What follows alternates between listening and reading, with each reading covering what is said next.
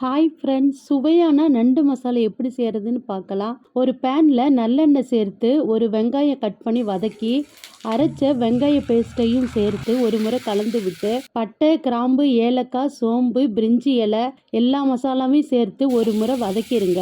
3 தக்காளியை கட் பண்ணி போட்டுருங்க. கூடவே உப்பு சேர்த்துருங்க. இதையும் ஒரு முறை வதக்கினதுக்கப்புறம் 1 ஸ்பூன் இஞ்சி பூண்டு பேஸ்ட்டு.